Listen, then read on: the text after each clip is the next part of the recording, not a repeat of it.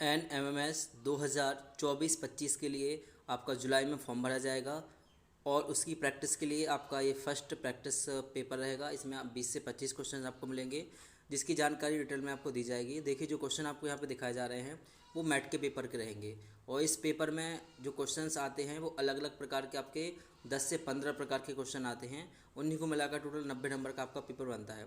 तो आप इसको ध्यान से देखिएगा। ये सब आपको इसमें से छांट के बताना है कि कौन सा असंगत दिखाया जा रहा है। तो ध्यान से इसको देखिएगा आप। फर्स्ट क्वेश्चन में लिखा है कि निम्नलिखित 4 शब्दों में से 3 एक निश्चित तरीके से समान हैं और एक भिन्न है, तो आपको उसको बताना है। तो इसमें देखिए ऑप्शन लिखे हुए थे कि चश्मा, चश्मे, वाईफोकल और ऑप्टिकल रीडर। तो चश्मा हम लगाते हैं और चश्मा को ही अपन करते हैं चश्मे, मतलब दोनों एक जैसे होते हैं। वाईफोकल मतलब कि चश्मे में क्या है आपका दूर का और पास का दोनों चश्मा है। लेकिन जो ऑप्टिकल रीडर होता है ये आपने देखा होगा कि स्कैनर वगैरह होते हैं तो उसमें आता है, तो ये इससे अलग हो जाएगा। सेकंड देखिए 4 आकृति यहाँ पे बनाई गई हैं। इन चार आकृति में पूछा जा रहा है कि आप अलग से बताइएगा। तो देखिए हम इसमें देखते हैं तो ये दोनों देखिए बीच की दूरी इनके बराबर है, इनके बीच की दूरी बराबर है, इस वाले की बीच की दूरी बराबर है। लेकिन हम देखते हैं तो जो लास्ट वाला हमारे यहाँ पे दिखाया जा रहा है ये वाला, ये बीच में देखिए यहाँ पर अलग है और ये अलग, तो ये वाला क्या हो जाएगा, अलग हो जाएगा। तो हम डी ऑप्शन सेलेक्ट करते हैं तो ये आपका सही हो जाएगा। ठीक है, इसमें आपको सही ऑप्शन भी मिल जाएंगे। नेक्स्ट हम बात करते हैं तो ये आपका रहेगा कि निम्नलिखित 4 शब्दों में से 3 एक निश्चित तरीके से समान है, विषम बताना है अलग कौन सा होगा। इसमें लिखा है एक दशभुज, इसमें लिखा है षटभुज, इसमें लिखा है सप्तभुज, इसमें लिखा है पंचभुज। मतलब ये रहेगा आपका 6 भुजाओं वाला, ये रहेगा 7 भुजाओं वाला, ये रहेगा 5 भुजा वाला, लेकिन ये एक 10 भुजा लिखा हुआ है। तो ये आपका अलग दिख रहा है, इसको हम चूज़ करते हैं तो आपका ये गलत दिखाया जा रहा है। अब गलत क्यों दिखाया जा रहा है तो यहाँ पर देखिएगा फिर से ध्यान से। गलत कैसे है तो देखिए इसमें 6 भुजाएँ थीं, इसमें 7 भुजाएँ थीं, इसमें 5 भुजाएँ थीं और एक 10 मतलब इसमें 11 भुजाएँ थीं। तो ये वाला क्या रहेगा, विषम में आएगा। ये वाला भी आपका विषम में आएगा, ये वाला भी विषम में आएगा, लेकिन ये सम आ रहा है, इसलिए ये वाला राइट है। आप इसको ध्यान से देखिएगा, ठीक है, नहीं तो ऐसे ही आपके गलत हो सकता है। नेक्स्ट लिखा हुआ है कि नीचे दिए गए 4 शब्दों में से 3 सभी के सभी क्या है 3 समान रहेंगे, जो असंगत है उसको आपको बताना है। झुंड, झोपड़ी, घर, इग्लू। तो इसमें अलग से क्या दिखा रहा है आपको, झुंड दिखाया जा रहा है। अगर हम इसको झुंड ऑप्शन चॉइस करते तो आपका सही आ जाएगा। अब इग्लू क्या होता है तो यहाँ पे दिखाया जा रहा है कि झुंड को इसमें लिखा है इग्लू क्या है, इग्लू जो आपके रहते हैं घर का ही, जो ठंडे प्रदेश रहते हैं वहाँ पर जो घर बनते हैं उनको इग्लू कहते हैं। नेक्स्ट लिखा हुआ है कि इसमें बताना है तो पालक लिखा हुआ है, प्याज है, मूली है, सलजम है। तो आपको बताना है कि अलग क्या दिख रहा है। पालक क्या होती है, अपनी साग होती है, जबकि ये वाले अलग प्रकार के होते हैं। तो आपका राइट आंसर पालक आना चाहिए। हम ऑप्शन चॉइस करते तो पालक हमारा सही आंसर आ जाएगा। क्यों, तो पालक क्या रहता है, ज़मीन के ऊपर रहता है, जबकि आपका जो प्याज हुआ, मूली हुआ, सलगम हुआ, ये सब ज़मीन के अंदर होते हैं। नेक्स्ट देखिएगा टोटल 25 क्वेश्चंस रहेंगे। नेक्स्ट लिखा है कि इनमें से एक असंगत है, वो आपको बताना है। असंगत कौन सा रहेगा तो देखिए फर्स्ट इसको देखते हैं। इसकी 1 2 3 4 भुजाएं बाहर है, अंदर कितना लिखा हुआ है 3। इसकी टोटल 3 भुजाएं, अंदर लिखा हुआ है 3। इसकी कितनी भुजाएं हैं तो 1 2 3 4 5, अंदर कितना लिखा है तो अंदर रहेगा आपका 5। इसमें कितनी भुजाएं हैं 1 2 3 4 5 6, अंदर कितना है तो अंदर रहेगा इसके 2 4 6। मतलब जितनी भुजाएं उतनी अंदर रेखा हैं, इसमें जितनी भुजाएं उतनी ही अंदर रेखा हैं, इसमें जितनी भुजाएं उतनी अंदर रेखा है, लेकिन ये वाला असंगत है। तो हमारा राइट आंसर एक होना चाहिए। एक को चॉइस करते हैं तो आपका ये सही आ गया। नेक्स्ट पे हम क्लिक करते हैं तो नेक्स्ट देखिएगा इसमें आपको असंगत बताना है। तो इसको सभी देख रहे हैं, ऑप्शन नंबर बी दिख रहा है। क्यों दिख रहा है तो एक बंद आकृति, ये बंद आकृति, ये बंद आकृति, ये खुली हुई आकृति है। नेक्स्ट में देखिएगा तो यहाँ पे लिखा हुआ है कि इनमें से आपको अलग बताना है कि इन 4 पौधों में से सबसे अलग पौधा कौन सा दिख रहा है। ठीक है, तो सबसे इनमें से 4 में सबसे अलग बताना है। देखिए अगर इस वाले पौधे को हम, ये तो ऑप्शन चॉइस हो गया है, इसमें सेकंड आपका आएगा। कैसे आ रहा है थोड़ा सा वो देखिएगा आप। इस वाले पौधे में देखिए जो कलर वाली पत्ती है वो इस साइड रहेगी।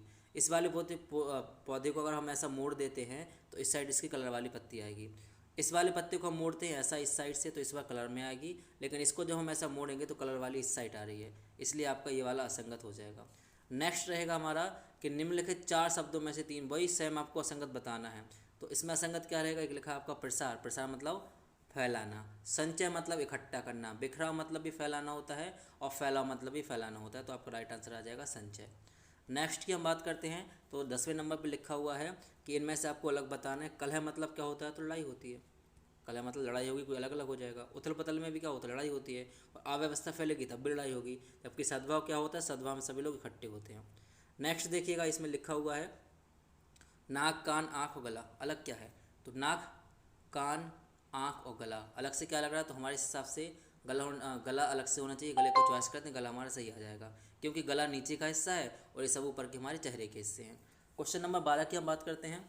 तो यहाँ भी दिखाना है, क्लियर लिखा है, ट्रांसपेरेंट लिखा है, ट्रांसलूट लिखा है और ओपेक लिखा है। तो इसमें से आपका कौन सा सही आ जाएगा, थोड़ा इसका एडवांस लेवल है। इसमें देखिएगा आपका ओपेक राइट आंसर आ जाएगा। कैसे आ जाएगा, तो जो क्लियर रहता है, जो ट्रांसपेरेंट रहता है और जो ट्रांसल्यूट रहता है, आपने पढ़ा होगा पारभासी, पारदर्शी, अपारदर्शी। तो वही वाला क्वेश्चन है ये, कि इन तीनों ऑप्शन से अगर हम देखते हैं तो वस्तु को आर पार देख सकते हैं, जबकि इससे हम वस्तु को आर पार नहीं देख पाते हैं।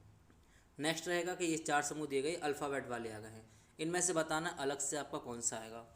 तो हम इसमें देखते हैं, पहले लिखा जी से कहाँ आ गया अपन, सी आ गए। सी के बाद कहाँ पर आए, ई। तो ई में कितना जोड़ें कि सी आ जाए, तो एफ।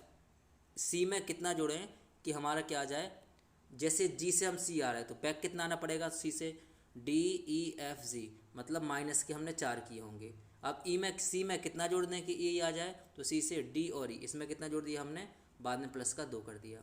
अब इसमें देखते हैं पी से एल आने में क्या करना होगा, पी से क्यू आर एस टी, उल्टा हो रहा है। एल से पी जाने पर एल से एम एन ओ पी, तो इसमें भी कितने का डिफरेंस आ रहा है यहाँ पर, यहाँ हम देखते हैं तो यहाँ भी आपका ये वाला 4 का डिफरेंस आ रहा है।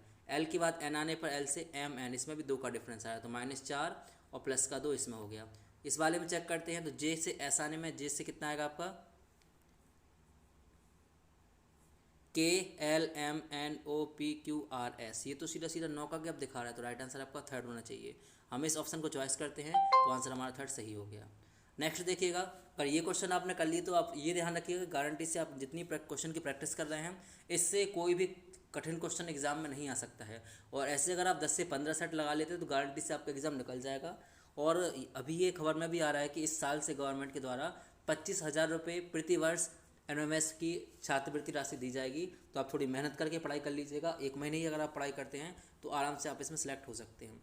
नेक्स्ट लिखा हुआ है कि जो 4 आकृति यहाँ पर दी जा रही हैं, इन आकृतियों में आपको असंगत बताना है कौन सा होगा।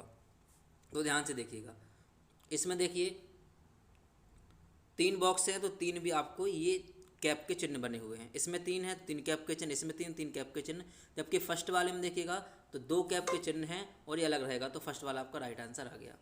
नेक्स्ट देखते हैं हम कि इनमें से आपको बताना है कि अलग कौन सा रहेगा। तो देखिएगा, ये आपकी क्या रहेगी, विषम संख्या है, ये विषम संख्या, ये विषम संख्या, ये आपकी सम संख्या हो गई है। हम इसको चॉइस करते हैं तो देखते हैं हमारा ये वाला रॉन्ग दिखा रहा है, मतलब जो तरीका अपन लगाया था वो इसमें काम नहीं कर रहा है।